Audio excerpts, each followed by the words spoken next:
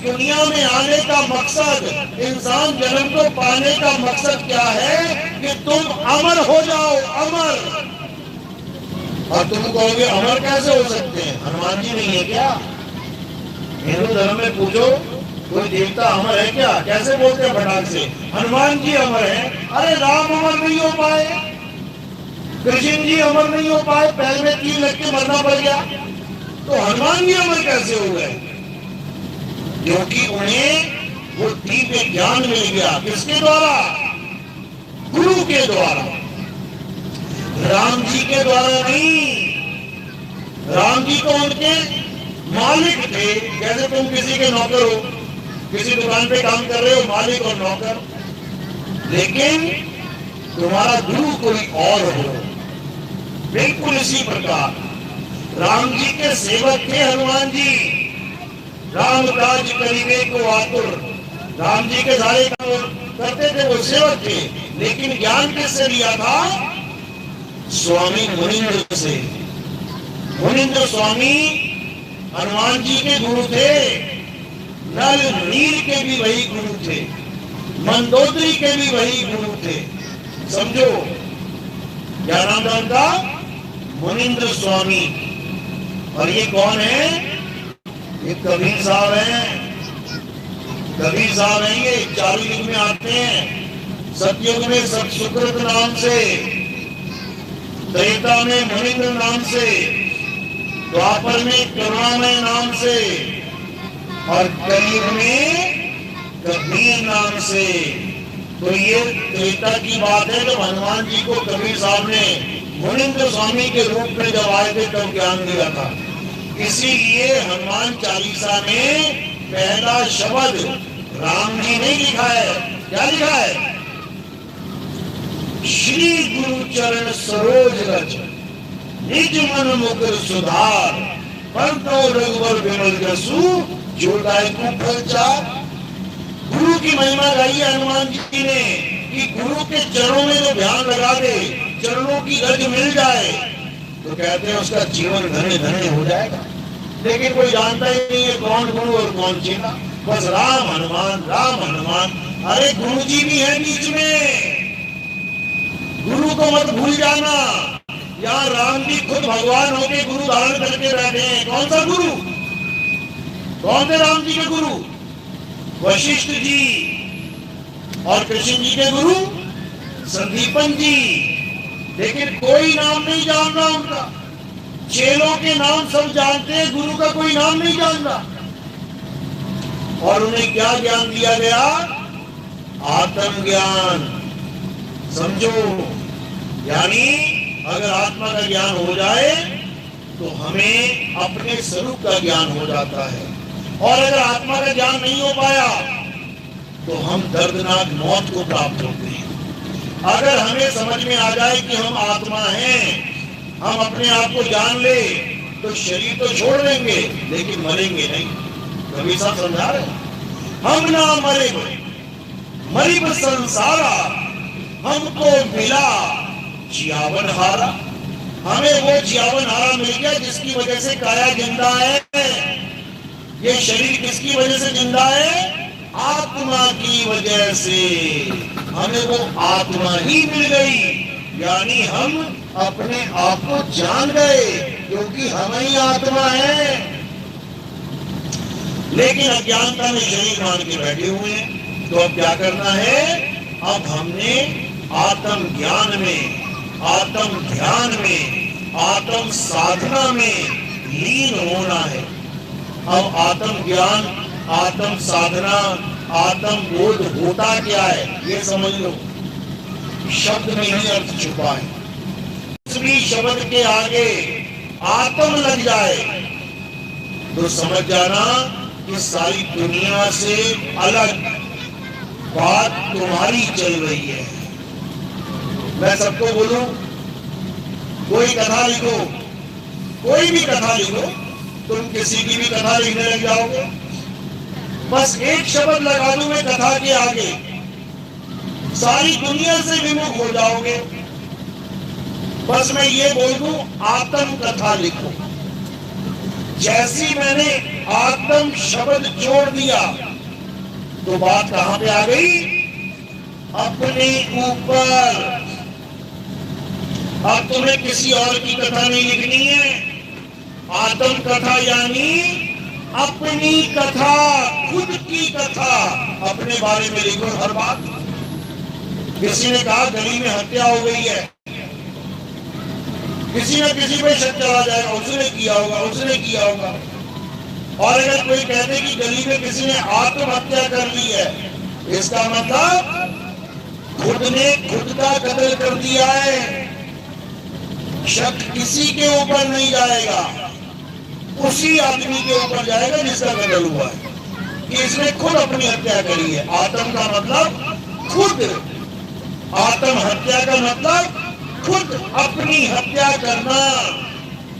इसी प्रकार आत्म रक्षा, रक्षा करने के लिए हथियार बहुत सारे हैं। गांव वालों की रक्षा कर रहे हैं, सबकी रक्षा कर रहे हैं, लेकिन एक हथियार ऐसा होता है जो आत्म रक्षा के लिए होता है। अपनी पर्सनल बंदूक कोई पूजे क्यों रखी है? आत्म रक्षा के लिए रखी है, अपनी खुद की रक्षा के लिए। इसी प्रकार आत्मनिर्भर एक होता है जो दूसरों पे निर्भर रहता है, सारे संसार में निर्भर है, और एक होता है आत्मनिर्भर यानी खुद पे निर्भर। यानी जहां पर भी आत्म शब्द जुड़ गया, समझ जाना अब ये बात किसी और की नहीं चल रही, बात तुम्हारी चल रही है। इसी प्रकार आत्म ज्ञान यानी किसी और का ज्ञान नहीं कि राम राम जप ले, राधे राधे जप ले, मुसलमान है तो अल्लाह अल्लाह जप ले, सिख भाई है तो वाहिगुरु वाहिगुरु जप ले, ईसाई है तो गॉड गॉड हालेलुया हालेलुया, यहोवा यहोवा, ईसा ईसा कर दे। बिल्कुल नहीं। आत्म ज्ञान का मतलब है खुद का ज्ञान। तुम क्या हो, हु यू आर, तुम हो क्या? क्या तुम आंख हो? लो आंख निकाल के रख दी। क्या तुम कान हो? लो कान काट के रख दिया। क्या तुम हाथ हो? लो हाथ काट के रख दिया। क्या तुम पैर हो? लो पैर काट के रख दिया। क्या तुम शरीर हो? लो शरीर के टुकड़े टुकड़े कर दिए, एक एक टुकड़ा कर दिया शरीर का। शरीर मरेगा, तुम नहीं मरोगे। क्यों? क्योंकि तुम आत्मा हो, आत्मा। लेकिन आत्मा होती क्या है, होती कैसी है? अगर मैं शरीर नहीं हूं तो मैं हूं क्या, और मैं हूं कैसा? अभी तो समझ में आ रहा है, मैं गोरा हूं, मैं काला हूं, मैं लंबा हूं, मैं छोटा हूं, मैं मोटा हूं, मैं पतला हूं, ये तो समझ में आ रहा है। क्यों? क्योंकि अपने आप को शरीर मान लिया, समझ में आ रहा है। मैं बच्चा हूं, मैं बूढ़ा हूं, मैं जवान हूं, समझ में आ रहा है। लेकिन मैं आत्मा हूं। अब आत्मा को मैं कैसे जानूं कि आत्मा मोटी है कि पतली है कि लंबी है कि छोटी है कि गर्म है कि ठंडी है, काली है कि गोरी है कि गुलाबी है कि पीली है कि कैसी है आत्मा? मैं कैसे जानूं? तुम कभी जीवन में नहीं जान सकते, जबकि 24 घंटे तुम्हारे पास आत्मा है। 24 घंटे रहती है आत्मा कि 2-4 घंटे कहीं चली जाती है घूमने। 1 मिनट के लिए भी छोड़ दिया ना तुम्हें, वहीं टपक जाओगे, जमीन पे गिर जाओगे। यानी 24 घंटे आत्मा तुम्हारे साथ है, लेकिन तुम्हें इतना सा भी आवाज नहीं है कि आत्मा होती कैसी है। और बूढ़े हो जाओगे, मरने वाले हो जाओगे, 100-100 साल की उम्र हो जाएंगी, तब भी तुम नहीं जान पाओगे कि मैं हूं क्या। नहीं जान सकते तुम। ये कब जान पाओगे? जब तुम्हारे जीवन में कोई आत्मज्ञानी गुरु आएगा, वो तुम्हें भेद बताएगा तुम्हारा कि बेटा तुम हो क्या, तुम्हारा स्वरूप क्या है, तुम्हारा रूप क्या है। ये नकली माल है, छोड़ से। ये हड्डी मांस खाल छोड़ से। अभी 100 लोग एक्सरे करवा लेना और एक्सरे लगा दें, अपना अपना एक्सरे नहीं पहचान पाओगे कि मैं कौन सा हूं उसमें। हड्डियां ही देखते रहोगे, किसकी हड्डी है भाई? तुम हड्डी हो क्या? ये तुम बाल हो, ये तुम खाल हो? तुम मिट्टी हो क्या? तुम आत्मा हो, अजर अमर अविनाशी। लेकिन इन अज्ञानियों ने क्या कर दिया? तुम्हारे दिमाग में भूसा भर दिया। कौन सा भूसा? कि तुम्हारा जन्म हो गया और तुम्हारी मृत्यु हो जाएगी। सबको डेट ऑफ बर्थ याद करवा दी। सबको डेट ऑफ बर्थ याद है? फॉर्म भरते हो राशन कार्ड का, सिम कार्ड का, कोई पासपोर्ट भरते हो फॉर्म, देखते हो ना डेट ऑफ बर्थ। सबको पता है ना? किस किस को याद है अपनी डेट ऑफ बर्थ? हाथ खड़ा करो। सबको याद होगी लगभग। जिस जिसको याद है ना, तुम पक्का मरोगे एक दिन, याद रखना। क्योंकि तुमने मान लिया कि मैं इस दिन पैदा हुआ था, तो जो पैदा होगा वो मरेगा। और जिस दिन तुमने ये जान लिया कि मैं अजन्मा हूं, मैं आत्मा हूं, आत्मा ना तो कभी पैदा होती है ना कभी मरती है, तो बताओ कब मरोगे? जब तुम आत्मा ही हो गए तो कब आएगी तुम्हारी मौत? और क्या है तुम्हारी डेट ऑफ बर्थ? अरे भाई, डेट ऑफ बर्थ शरीर की होती है, आत्मा की नहीं। शरीर आज पैदा हुआ है, कल मरेगा। लेकिन तुम कभी पैदा नहीं हुए और ना ही तुम कभी मर सकते हो। लेकिन इसका आभास तुम्हें तब होगा जब तुम्हारे जीवन में आत्मज्ञानी गुरु आएगा, सारे संसार से तुम्हारा ध्यान हटाएगा और आत्मा में लगाएगा। तब तुम जान पाओगे कि आखिर तुम्हारा स्वरूप क्या है। और उसके बाद ये जन्म मरण का खेल खत्म हो जाएगा। बड़े बड़े ऋषि मुनि इस जन्म मरण का खेल खत्म नहीं कर पाए, क्योंकि वो आत्मज्ञानी नहीं थे। वो क्या थे? वो जपी तपी सन्यासी थे। नाम जपने वाले को जपी कहते हैं, तपस्या करने वाले को तपी कहते हैं, घर बार छोड़ के जंगलों में चले जाने वाले को सन्यासी कहते हैं। ये जपी तपी सन्यासी ये किसी का कल्याण नहीं कर सकते। इनका अपना ही कल्याण नहीं हुआ तो कल्याण कौन कर सकता है? किसका कर सकता है? केवल आत्मज्ञानी गुरु ही हम सब का कल्याण कर सकता है, पूरे विश्व का कल्याण कर सकता है। क्योंकि आत्मा सत्य है, इसके लिए सारे विश्व के लिए, केवल हिंदुओं के लिए नहीं, मुसलमानों के लिए भी, केवल सिखों के लिए नहीं, ईसाइयों के लिए भी। हर इंसान आत्मा के सहारे को चल रहा है, आत्मा के सहारे खा रहा है, पी रहा है, आत्मा के सहारे जयकारे लगा रहा है। हिंदू कह रहा है जय श्री राम, किसकी वजह से? आत्मा की वजह से। मुसलमान कह रहा है अल्लाहू अकबर, किसकी वजह से? आत्मा की वजह से। सिख कह रहा है जो बोले सो निहाल, किसकी वजह से?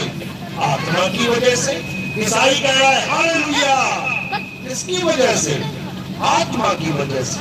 यानी बिना आत्मा के एक भी जयकारा नहीं लग सकता, बिना आत्मा के एक भी पूजा पाठ नहीं हो सकती, बिना आत्मा के एक भी मंदिर मस्जिद गुरुद्वारा नहीं बन सकता। कौन बना रहा है मंदिर मस्जिद? आत्मा ही बना रही है, शरीर के माध्यम से। जो मिस्त्री बना रहा है आत्मा से ताकत लेके बना रहा है। आत्मा ने मिस्त्री के शरीर को छोड़ दिया तो ऊपर से टपक जाएगा नीचे। समझो आत्मा की ताकत। तो क्या करना है? हे अर्जुन, इस आत्मा को जो जान लेते हैं, इस आत्मा को जो समझ लेते हैं, जो अपने जीवन में आत्मा में स्थित हो जाते हैं, वो स्थित प्रज्ञ कहलाते हैं। उनके लिए वापस संसार में आना जाना खत्म हो जाता है। वो सदा सदा आत्मा के साथ जुड़कर आनंद को प्राप्त करते हैं। उसे ही सतचित आनंद कहते हैं। सत यानी आत्मा, चित यानी तुम्हारा ध्यान कहाँ जुड़ गया? आत्मा के साथ। तो आत्मा में यानी सत्य में चित जुड़ गया तो क्या प्राप्त होगा? आनंद ही आनंद। इसीलिए कहते हैं बोलिए सच्चिदानंद भगवान की। देखो कैसे हाथ खड़े हुए एकदम। ये कोई भगवान नहीं है, सच्चिदानंद भगवान सच्चिदानंद 3 चीजों से बना है, 3 शब्दों से, सत चित आनंद। सत यानी आत्मदेव, चित यानी तुम्हारा चित। कहते ना ये तो चित चोर है। चित चोर मतलब क्या होता है? तुम्हारा चित चुरा लेने वाला। चित यानी तुम्हारा ध्यान, तुम्हारा मन, कुछ भी करो, तुम्हारी सुरता। तो सत्य के साथ जब तुम्हारी सूरत जुड़ेगी, सत्य के साथ जब तुम्हारा चित्त जुड़ेगा, तो क्या हो जाएगा? आनंद ही आनंद हो जाएगा। उसी को कहते हैं जय सच्चिदानंद। तो क्या करना है? अब असत्य को त्यागना है। ये नाम जाप छोड़ने हैं। ये हिंदी, पंजाबी, उर्दू, फारसी के नाम छोड़ देने हैं। और क्या करना है? अपनी आत्मा को जानना है। तुम्हारी आत्मा तुम्हारे पास है, वो कहीं अयोध्या या कहीं काबा काशी में नहीं है। कहते हैं मोको कहाँ ढूंढे रे बंदे, मैं तो तेरे पास में, ना मंदिर में, ना मस्जिद में, ना काबे कैलाश में, ना मैं जप में, ना मैं तप में, ना एकांत निवास में। खोजी होए तुरंत मिल जाऊं, एक पल की तलाश में। और कहे कबीर सुनो भाई साधो, मैं तो हूं विश्वास में। यानी मैं जब तब से मिलने वाला नहीं। ये सारे जब छोड़ देने हैं और आत्मा से अपने आप को जोड़ लेना है। इसीलिए मदन साहिब कहते हैं सोई गुरु पूरा कहावे, जो 2 अक्षर का भेद बतावे। एक छुड़ावे, एक लखावे, तब प्राणी निज घर को जावे।